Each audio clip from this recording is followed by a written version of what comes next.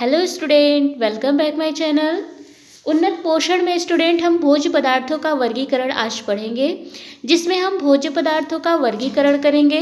भोज्य पदार्थों का वर्गीकरण हम कई आधार पे कर सकते हैं, तो किस किन किन आधारों पर हम भोज्य पदार्थों का वर्गीकरण करेंगे आज यहाँ हम देखेंगे। ठीक है, सबसे पहले हम पोषक तत्वों के आधार पर भोज्य पदार्थों का वर्गीकरण करेंगे और फिर इसके बाद हम कार्य के आधार पर वर्गीकरण करेंगे, फिर नश्वरता के आधार पर, उद्गम के आधार पर और लास्ट में हम रासायनिक प्रकृति के आधार पर भोज्य पदार्थों का वर्गीकरण करेंगे।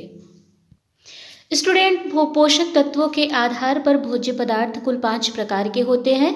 पहला होता है कार्बोजी युक्त भोज्य पदार्थ। वे भोज्य पदार्थ जिनसे हमें कार्बोहाइड्रेट की प्राप्ति होती है, जिनसे हमें श्वेत सार की प्राप्ति होती है, जिनसे हमें शर्करा की प्राप्ति होती है, वो उसे हम कार्बोज युक्त भोज्य पदार्थ के अंतर्गत रखते हैं। जैसे सभी प्रकार के अनाज, साबूदाना, गेहूँ, मक्का, जौ, बाजरा, ये सब के सभी क्या हैं? अनाज हैं। तो इनसे जो हमें पौष्टिक तत्व मिलता है उसे हम कहते हैं कार्बोज युक्त भोज्य पदार्थ। इसके साथ ही गुड़, चीनी, शहद, मिठाई, जितने भी मीठे खाद्य पदार्थ हैं वो भी इसके अंतर्गत आ जाएंगे। ठीक है स्टूडेंट, तो कार्बोज युक्त भोज्य पदार्थ में सभी प्रकार के अनाज और मीठे खाद्य पदार्थ सम्मिलित होते हैं। दूसरा है हमारा वसा युक्त भोज्य पदार्थ। वे भोज्य पदार्थ जिनसे हमें वसा की प्राप्ति होती है वो इसके अंतर्गत आते हैं, जैसे घी, चर्बी, मक्खन, पनीर, क्रीम, है ना। इसके साथ साथ वानस्पतिक स्रोत जैसे तेल, मूंगफली का तेल, नारियल का तेल, सूखे मेवे के तेल, ठीक है, ये सभी वसा युक्त भोज्य पदार्थ के अंतर्गत आएंगी। थर्ड है स्टूडेंट प्रोटीन युक्त भोज्य पदार्थ। प्रोटीन युक्त भोज्य पदार्थ हमें दोनों स्रोतों से प्राप्त होता है, प्राणी जगत से भी, वनस्पति जगत से भी। मांस, मछली, अंडा, दूध से हमें प्रोटीन अच्छी मात्रा में मिलता है। इसके साथ साथ वनस्पति स्रोत जैसे दाल और सेम, सोयाबीन, इसके साथ साथ नारियल, सूखे मेवे और राजमा से हमको अच्छी मात्रा में प्रोटीन की प्राप्ति होती है। फोर्थ है स्टूडेंट खनिज लवण युक्त भोज्य पदार्थ।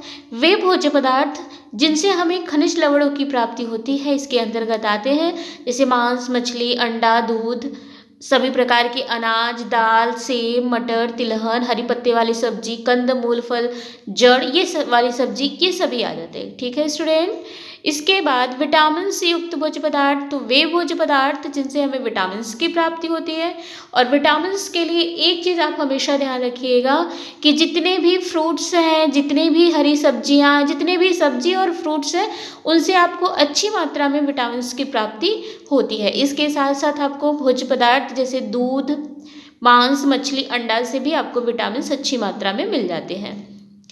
दूसरा वर्गीकरण हम कार्य के आधार पर करेंगे स्टूडेंट, कि भोजन का कार्य क्या होता है। भोजन के कार्य के आधार पर हम भोज्य पदार्थों का वर्गीकरण करेंगे। स्टूडेंट, भोजन का हमारे शरीर में 3 कार्य होते हैं। पहला होता है शरीर निर्माणात्मक कार्य, दूसरा होता है ऊर्जा देने का कार्य और तीसरा होता है सुरक्षात्मक कार्य।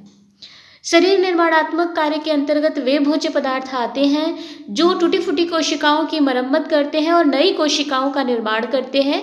स्पेशली जो प्रोटीन युक्त भोज्य पदार्थ हैं वो इसके अंतर्गत आएंगे, जैसे मांस, मछली, अंडा, दूध, चना, दाल, सोयाबीन, सूखे मटर, सेम, इन सभी से हमको प्रोटीन अच्छी मात्रा में मिलता है और यही हमारे शरीर में निर्माणात्मक कार्य भी करते हैं। दूसरा है ऊर्जा प्रदान करने वाले भोज्य पदार्थ। वे भोज्य पदार्थ जो हमें एनर्जी देते हैं, ऊर्जा देते हैं, वो इसके अंतर्गत आते हैं।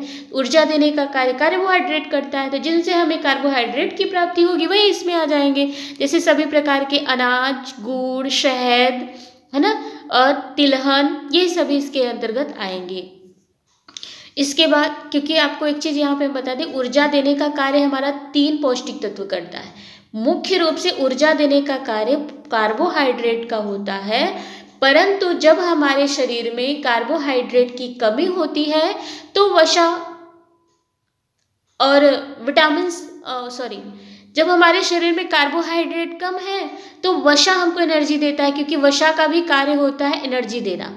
परंतु जब हमारे शरीर में कार्बोहाइड्रेट और वसा दोनों की कमी हो जाती है तो प्रोटीन अपना काम छोड़ करके, प्रोटीन का काम है निर्माणात्मक कार्य, तो प्रोटीन अपना काम छोड़ करके हमको एनर्जी देने का भी कार्य करने लगता है। ठीक है, तो प्रोटीन युक्त भोज्य पदार्थ, वसा युक्त भोज्य पदार्थ और कार्बोड युक्त भोज्य पदार्थ इसके अंतर्गत आएंगे। ठीक है, नेक्स्ट है सुरक्षात्मक भोज्य पदार्थ। वे भोज्य पदार्थ जो हमारे शरीर की सुरक्षा करते हैं, रक्षा करते हैं, इसके अंतर्गत आएंगे। और हमारे शरीर को सुरक्षा कौन प्रदान करता है, तो विटामिन्स करते हैं। विटामिन्स का सोर्स क्या है, अभी हमने बताया आपको, सभी प्रकार की सब्जी, फल और मांसाहारी भोज्य पदार्थ है, हमसे हमको विटामिन्स अच्छी मात्रा में मिलते हैं। ठीक है, तो सुरक्षात्मक भोज्य पदार्थ के अंतर्गत क्या क्या आएगा, हरी पत्तेदार सब्जी, सभी प्रकार के फल, मांस, मछली, अंडा, दूध, ये सभी आ जाएंगे। ठीक है, नेक्स्ट वर्गीकरण हम करेंगे नश्वरता के आधार पे। नश्वरता मतलब नाशवान, नष्ट होना। ठीक है, तो भोज्य पदार्थों के नष्ट होने की क्षमता के आधार पर हम भोज्य पदार्थों का वर्गीकरण करेंगे। तो ये 3 भागों में टूटता है, नश्वर भोज्य पदार्थ, अर्धनश्वर भोज्य पदार्थ और अनश्वर भोज्य पदार्थ। मतलब तीसरा है नश्वर नहीं होने वाले भोज्य पदार्थ, मतलब अनश्वर भोज्य पदार्थ। नश्वर भोज्य पदार्थ के अंतर्गत वे भोज्य पदार्थ आते हैं जो बहुत जल्दी ही खत्म हो जाते हैं, नष्ट हो जाते हैं, बेकार हो जाते हैं, उनके रंग में, स्वाद में, गंध में, सब में परिवर्तन हो जाता है। ये कुछ घंटों तक ही चलते हैं, 4 घंटे, 5 घंटे, 10 घंटे, 24 घंटे से ज़्यादा ये चल नहीं सकते हैं। इसके अंतर्गत क्या क्या आता है, तो जैसे दूध, छाछ, पनीर, मांस, मछली, अंडा, पत्तेदार सब्जी, ये सभी क्या है, सॉरी अंडा इसके अंतर्गत नहीं आएगा क्योंकि अंडे को आप कुछ दिन तक रख सकते हैं। ठीक है, अंडा इसमें नहीं आएगा, अंडा अर्धनश्वर में आएगा, दूसरे वाले में, इसमें अंडा नहीं आएगा।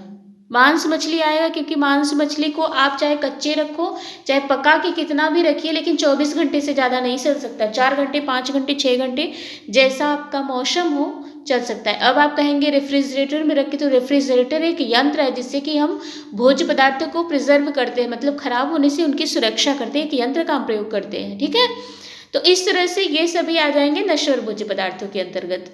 इसके बाद है अर्धनश्वर भोज्य पदार्थ। अर्धनश्वर भोज्य पदार्थ के अंतर्गत वे भोज्य पदार्थ आते हैं जो लगभग 1 सप्ताह तक या कुछ महीने तक संग्रहित करने पर भी खराब नहीं होते हैं। अर्ध मतलब आधा, नश्वर मतलब नष्ट होने वाले भोज्य पदार्थ, जैसे भुना हुआ चना, सत्तू, बेसन, आटा, नींबू, अंडा, नारंगी, आलू, प्याज, सूजी, मैदा, पोहा, मिठाई, नमकीन, चिप्स, तेल युक्त बीज, जैसे आपका सरसों का तेल हुआ, ये सभी, और मूंगफली, ये अर्धनश्वर भोज्य पदार्थ के अंतर्गत आते हैं। ठीक है, नश्वर नहीं होने वाले भोज्य पदार्थ, अनश्वर भोज्य पदार्थ के अंतर्गत वे भोज्य पदार्थ आते हैं जिनको हम वर्षों तक संरक्षित रख सकते हैं और वे खराब नहीं होंगे, और साथ ही साथ उनको प्रिजर्व करने के लिए हम कुछ रासायनिक तत्वों का भी यूज करते हैं। जैसे आपका गेहूँ, चावल, जो अनाज है, गेहूँ, चावल, इसको आप 1 साल तक आसानी से रख सकते हैं, बल्कि कई साल तक नमी हटा करके आप कई साल तक रख सकते हैं, तब पर भी ये खराब नहीं होते। अगर उसमें नमी नहीं है तो ये खराब नहीं होंगे, परंतु यदि नमी है, पानी की मात्रा है, तब ये खराब हो जाते हैं। ठीक है, तो सभी प्रकार के अनाज जो होते हैं, जैम, जेली, अचार, शरबत, मुरब्बा, इनको हम ज़्यादा समय तक क्या करते हैं, प्रिजर्व कर सकते हैं। ठीक है, इनको परिरक्षित करने के लिए हम potassium metabisulphite, sodium benzoate, acetic acid डालकर संरक्षित करते हैं। नमक, तेल, चीनी, हल्दी, मिर्च, इन सबको हम परिरक्षित पदार्थ के रूप में उपयोग करते हैं, जिससे कि हमारा भोज्य पदार्थ टिकाऊ बना रहता है। उद्गम के आधार पर भोज्य पदार्थों का वर्गीकरण स्टूडेंट हम करेंगे। उद्गम मतलब प्राप्ति के आधार पे। प्राप्ति के आधार पर भोज्य पदार्थ को 2 भागों में बांटा गया है, जंतु जगत से प्राप्त भोज्य पदार्थ और वनस्पति जगत से प्राप्त भोज्य पदार्थ। जंतु जगत से भोज्य पदार्थ के अंतर्गत क्या क्या आता है, वे भोज्य पदार्थ जो हमें जीव जंतुओं से प्राप्त होते हैं वो इसके अंतर्गत आते हैं, और वनस्पति जगत से प्राप्त भोज्य पदार्थ, वे भोज्य पदार्थ जो हमें पेड़ पौधों से प्राप्त होते हैं, वो वनस्पति जगत के अंतर्गत आते हैं। तो जंतु जगत में क्या क्या आएगा, आपका मांस, मछली, अंडा, दूध आएगा, और वनस्पति जगत में क्या आएगा, जो आपको वनस्पति जगत से जैसे पेड़ पौधों से प्राप्त होते सभी प्रकार के अनाज, दाल, सब्जी, आलू, प्याज, फल, है ना, और सूखे मेवे, ये सभी आ जाएंगे वनस्पति जगत के अंतर्गत। ठीक है। नेक्स्ट है रासायनिक प्रकृति के आधार पर भोज्य पदार्थों का वर्गीकरण। तो रासायनिक प्रकृति के आधार पर भोज्य पदार्थों को हम दो भागों में बांट सकते हैं, कार्बन युक्त भोज्य पदार्थ और अकार्बनिक पदार्थ। तो वे भोज्य पदार्थ जिनमें कार्बन नहीं होता है उसे हम अकार्बनिक पदार्थ कहते हैं, और जिसमें कार्बन उपस्थित होता है उसको हम कार्बनिक भोज्य पदार्थ कहते हैं। कार्बनिक भोज्य पदार्थ के अंतर्गत स्टूडेंट कार्बोहाइड्रेट, वसा, प्रोटीन, विटामिन्स आते हैं। इसमें carbon, hydrogen, oxygen, nitrogen, sulphur, phosphorus होते हैं, और इनको जलाने के बाद कुछ शेष भी नहीं बचता है। ठीक है। और दूसरा है अकार्बनिक भोज्य पदार्थ, इसमें कार्बन नहीं होते हैं और इन्हें जलाने पर राख शेष रह जाता है। ठीक है। इसके अंतर्गत आपका खनिज लवण आता है। ठीक। इसके बाद है स्टूडेंट भोज्य समूह, फूड ग्रुप्स। भोज्य पदार्थों के कुछ समूह बांटे गए हैं। ठीक है, इनको हम पढ़ेंगे। वैसे देखिए कुछ बेसिक फूड ग्रुप्स हैं जिनको हम यहाँ पढ़ेंगे। भोजन समूह पहला है हमारा, प्रतिदिन के आहार में हमको एक समूह से एक आहार लेना बहुत ज़रूरी है। जैसे पहला है हमारा भोजन समूह प्रोटीन युक्त भोज्य पदार्थ। प्रोटीन युक्त भोज्य पदार्थ में क्या क्या आएंगे, तो वे भोज्य पदार्थ जिनसे हमें प्रोटीन की प्राप्ति हो, तो वो हमने आपको बता दिया कि जितने भी आपको मांस प्राणी जगत से प्राप्त भोज्य पदार्थ हैं वो प्रोटीन के रिच सोर्स हैं। तो देखिए दूध तथा दूध से निर्मित भोज्य पदार्थ, दाल, सभी प्रकार के अंडा, मांस, मछली। ठीक है, तो ये सभी प्रोटीन युक्त भोज्य पदार्थ है जिनका प्रयोग हमें अपने आहार में करना होता है। दूसरा है सुरक्षात्मक शाक भाजी एवं फल, मतलब सुरक्षात्मक पौष्टिक तत्व। सुरक्षात्मक भोज्य पदार्थ ऐसे भोज्य पदार्थ जो शरीर को सुरक्षा प्रदान करता है। तो सुरक्षा देने वाला कौन सा पौष्टिक तत्व है, वो आपका विटामिन्स है। प्राप्त कहाँ से होता है विटामिन्स, तो आपको पता है सभी प्रकार की सब्जियों और फल से विटामिन्स प्राप्त होता है। ठीक है, तो वो इसके अंतर्गत आ जाएगा। पत्ते वाली सब्जी है ना, फल और विटामिन सी युक्त भोज्य पदार्थ, ये सभी इसमें आ जाएंगे। थर्ड है स्टूडेंट अन्य शाक भाजी, मतलब अन्य सुरक्षात्मक तत्व, जैसे फूल, पौधों के फूल, डंठल, जैसे बैगन, भिंडी, सेम और मटर, ककड़ी तथा प्याज, ये सभी इसके अंतर्गत आ जाएंगे। फोर्थ है खाद्यान्न मूल एवं कंद मूल। ठीक है, जो नियंत्रक का कार्य करते हैं, चावल, गेहूं, मक्का, जौ, बाजरा, ये सभी इसमें आ जाएंगे। और फिफ्थ है वसा, तेल, शर्करा, गुड़, मतलब वे भोज्य पदार्थ जिसमें वसा वगैरह हो, तो आपका इसमें आ जाएगा सभी प्रकार के तेल, जैसे सरसों का तेल हो गया, तिल का तेल हो गया, नारियल का तेल हो जाएगा, सभी इसमें आ जाएंगे। वनस्पति घी आ जाएगा, मक्खन आ जाएगा, शर्करा आ जाएंगे, गुड़ आ जाएगा, शहद आ जाएगा। ठीक है। इसके बाद स्टूडेंट कृषि विभाग संयुक्त राज्य अमेरिका द्वारा आधारी भोज्य समूह को 11 भागों में बांटा गया है। ये MS स्वामीनाथन ने अपने 11 समूह को प्रस्तुत किया है। वो कौन कौन से हैं, ध्यान दीजिए। यहाँ पे भोज्य समूह एक साइड दिया है और दूसरी साइड उपस्थित पोषक तत्व है। तो पहला इन्होंने दूध और दूध से बने भोज्य पदार्थ रखा है, और उसमें क्या मिलेगा, तो कैल्शियम, फास्फोरस और विटामिन मिलेगा। दूसरा है इसमें आइसक्रीम, जिससे कि हमें वसा और कार्बोहाइड्रेट मिलेगा, है ना, पहले वाले में 2 हैं। दूसरा है हमारा मांस, मछली, इसमें आपको आयरन मिलेगा, फास्फोरस मिलेगा, प्रोटीन, विटामिन्स मिलेगा।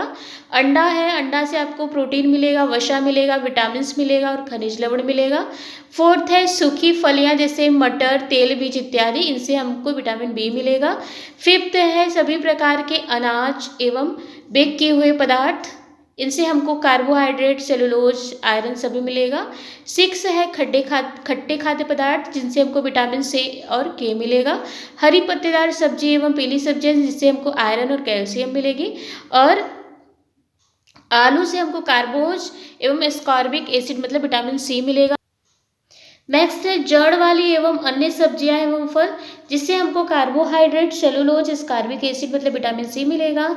10वां है तेल, घी, मक्खन व अन्य वसीय पदार्थ, जिनसे हमको आवश्यक वसी अम्ल और विटामिन ई मिलेगा। और लास्ट है गुड़ और शक्कर, जिससे हमको कार्बोहाइड्रेट और लौह लवण की प्राप्ति होती है। इसके बाद स्टूडेंट भोज्य गाइडर ने आधारी 5 भोज्य पदार्थों को सम्मिलित किया है। देखिए ये कौन कौन से हैं। तो पहला प्रोटीन युक्त भोज्य पदार्थ, वही सारी चीजें एक बार फिर से आप देख लीजिए।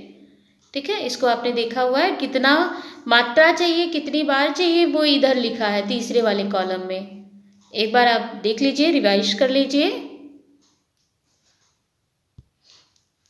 इस तरह से स्टूडेंट आज हमारा भोज्य पदार्थों का फूड ग्रुप्स और वर्गीकरण दोनों, क्लासिफिकेशन दोनों कंप्लीट हुआ। अगर आप चैनल पे नए हैं तो चैनल को सब्सक्राइब कीजिए, लाइक कीजिए और दोस्तों में शेयर करना नहीं भूलिए। आगे हम आरडीए पढ़ेंगे। Thank you for watching my video.